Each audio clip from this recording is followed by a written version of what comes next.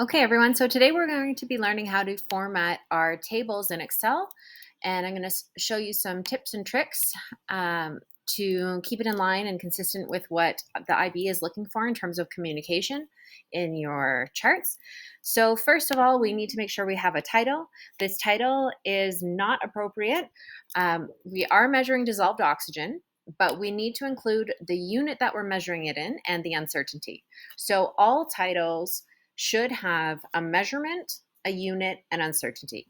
So here we've got dissolved oxygen. We are going to be measuring that in milligrams per milliliter. And we have an uncertainty. For my specific device, it was 0.1. If you're not sure how to find the uncertainty or calculate the uncertainty of the equipment that you're using, you can see one of our other videos to help you figure out how to do that. So now I have a title that has my unit, my measurement, and my uncertainty. I'm going to merge this cell together so that I have my title nice and centered over my data set. So I'm just going to go merge and center right here under the home tab. Okay, so I have a nice center title.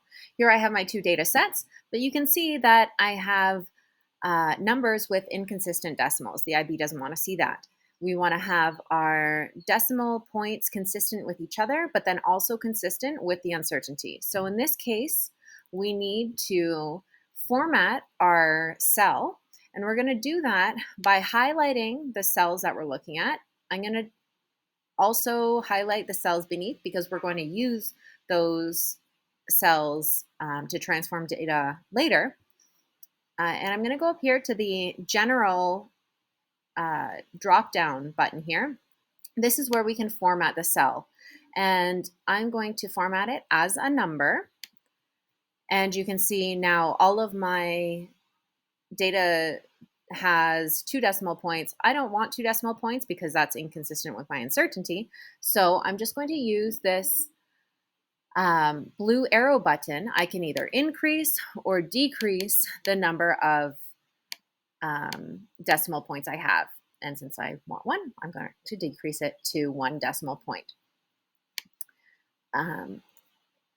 Under here, I'm going to start with just my average and my standard deviation. So because I highlighted that entire section, any calculation I do now is going to be formatted with that same number of decimal places. Here I'm just doing an average, so it's equals average, and I'm highlighting the data set I want to take the average of. Enter. Now, a nice simple trick, you can drag the box in the bottom right corner of your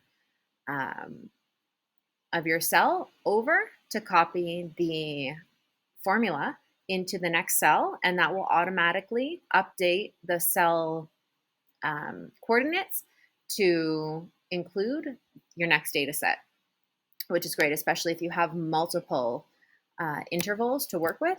Here in this case, because I'm using Screencastify, I can't actually drag and drop while I'm recording, so I'm just going to do the equation again, which will give you a chance to catch up if you're trying to do this while I'm showing you.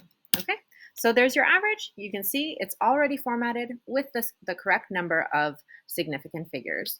The other thing that the IB asks to see is your standard deviation. So we're going to do the same kind of thing as we did with our average.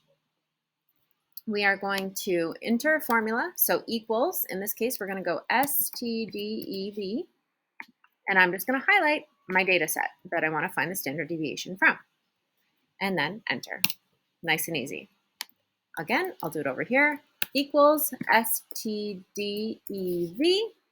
I'm going to highlight my data set. Okay, so that's the base and minimum requirements required by the IB, formatted correctly as per the communication guidelines.